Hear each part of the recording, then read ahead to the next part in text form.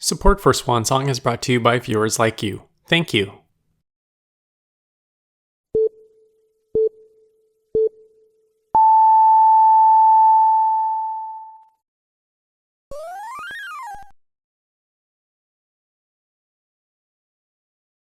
それは懐かしくて新しい物語。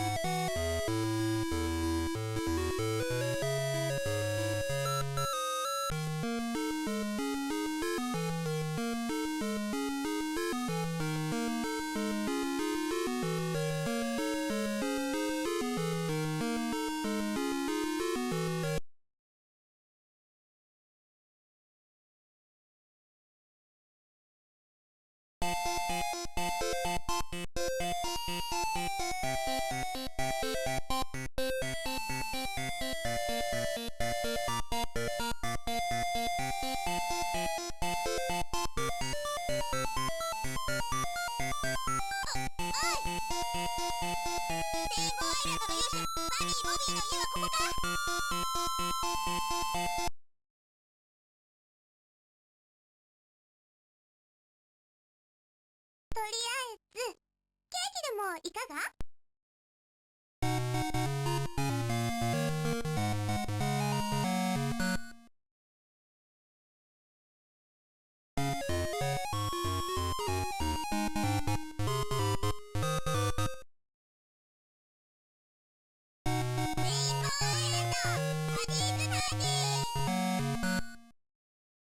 ？One of the formative experiences of my childhood was the time I spent playing a shareware clone of Bubble Bobble for the classic Mac called Bub and Bob. It took many years before I figured out it was a clone when I coincidentally came across a Bubble Bobble cart in my step-cousin's NES at a family gathering. But aside from those two experiences, and Puzzle Bobble, my knowledge of the extended Bubble Bobble universe was practically non-existent. So that's why I'm happy to say that for this episode, I got to take a look at Rainbow Island's Putty's Party, released on June 29, 2000, developed by Digitalware and published by MegaHouse. Digitalware was a multimedia and game development studio founded in March of 1995 by Momoi Toshihiko, formerly of the game studio Cream. The company offered consulting services in game planning, programming, and graphics across arcade, home consoles, Flash, and later HTML5, and mobile phones. Unlike many of these companies which only had expertise with domestic mobile phones, Digitalware also offered services to port and develop games for Western phones and PDAs. Looking through the games listed on their page on the GDRI wiki, it seems they were mainly a support studio offering their expertise in one or two fields at most for any given game, and that these games were put together by an amalgamation of many of these support studios, each focusing on what they did best. The last snapshot of their official website was captured by the Internet Archive in December of 2016, with the latest news dating back to fall of 2014. It's unclear to me what happened to Digitalware after 2016, because their website is now offline, and search results for Digitalware in katakana are poisoned by Digitalware, the term used by Japanese NFT enthusiasts to refer to metaverse fashion. Despite being a Taito franchise, they opted to offload the publishing responsibilities of this game over to MegaHouse, whose background I previously covered in the episode on Tetsujin Nijihachigo, so go check that one out if you're interested about them. The original arcade release of Rainbow Islands is a direct sequel to Taito's 1986 arcade platformer Bubble Bobble. In Bubble Bobble, two dragons, Bub and Bob, are stuck in a cave made of 100 colorful single-screen levels filled with platforms and enemies. Bub and Bob can blow bubbles out of their mouths, and trapping an enemy in their bubble causes them to slowly rise up the screen. If Bub or Bob jumps through the bubble to pop it in time, the enemy flies across the screen and transforms into a fruit, awarding bonus points if collected. Rainbow Islands picks up after the ending of Bubble Bobble and features similar but evolved gameplay systems.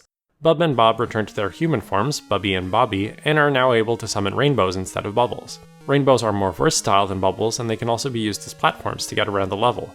Jumping onto these platforms causes them to shatter, with the debris attacking any enemies below them. When enemies are damaged by debris, they can drop bonus food items like they could in Bubble Bobble, or gems, which when collected can unlock the game's later hidden stages. Unlike Bubble Bobble, where stages would fit perfectly into a single 4x3 arcade display, Rainbow Islands features larger levels that scroll vertically. The game also features an enrage mechanic of sorts, where if players are taking too long to complete a level, the tide rises from the bottom of the screen and pressures the player to climb to the goal at the top of the level before they are submerged and die. While all the marketing would have you believe that Rainbow Islands is similar to Bubble Bobble, to me it always felt like a much punchier version of Nintendo's Ice Climber. Both games involve climbing increasingly long vertical levels, but Ice Climber and Rainbow Islands explore opposite sides of the same coin. Ice Climber is about destroying pieces of the level to make your way up slowly and methodically, whereas Rainbow Islands has you zooming around the level using rainbows as platforms and weapons. Instead of focusing on the usual protagonists Bubby and Bobby, Rainbow Islands Putty's Party instead focuses on Putty and Naughty, a young magical girl and a fairy in need of help. Putty is a longtime disciple of Bubby and Bobby and aspires to become like them. At the start of the game, Putty is holding a party for them since they saved the world, and she's stuffing them full of cake. They get an emergency call from another island in need of saving and rush out, and that's when Naughty barges in, asking for Bubby and Bobby to help him with his emergency. They aren't around anymore, so Putty sees this as an opportunity to finally go on her own adventure. The game's first 4 areas can be played in any order from a stage select screen, allowing you to pick from Insect Island, Dough Island, Monster Island, and Darius Island. Darius Island is themed around Taito's own Darius series of shooters. Obtaining the big diamond in each of the first 4 areas will unlock a final 5th area called Magical Island, themed around another Taito game in the loose Bubble Bobble universe, the Fairyland Story. All 5 of these areas also featured in the original arcade release of Rainbow Islands, but Odd and Even Worlds each feature a novelty stage type which was not present in the arcade original. Worlds 1 and 3 each feature an escape stage where the rising tide, which normally only kicks in if you're taking too long in a stage, acts as an obstacle right from the start. Worlds 2 and 4 instead feature a stage with no regular exit, requiring you to find and uncover a hidden door with a rainbow. Putty's Party is one of many games which supported the WonderGate accessory, allowing for online connectivity using NTT Docomo's Mapara-enabled mobile phones. WonderGate connectivity on Rainbow Islands was somewhat limited in scope. Connecting to the online service would let you upload your score and unlock various different title screen images based on how good your score was, as well as obtain bonus power-ups. 6 of the 7 power-ups could be unlocked normally even without the WonderGate, but the 7th Devil's Tier item was WonderGate exclusive. Luckily for everyone, all of this stuff was right on the cartridge, and Justin Gibbons put together a patch that you can apply to the ROM which restores all of the WonderGate functionality when offline, so you can fully enjoy it, even alongside the game's English translation patch. Rainbow Islands Putty's Party would be a pretty great conversion if it played as smoothly as its arcade counterpart, which is very snappy and responsive. Unfortunately, that can't be said about the WonderSwan version, which feels more like playing the arcade version underwater, making the Ice Climber point of comparison even more apparent. But I don't think this change was made out of malice. I think it was made out of necessity.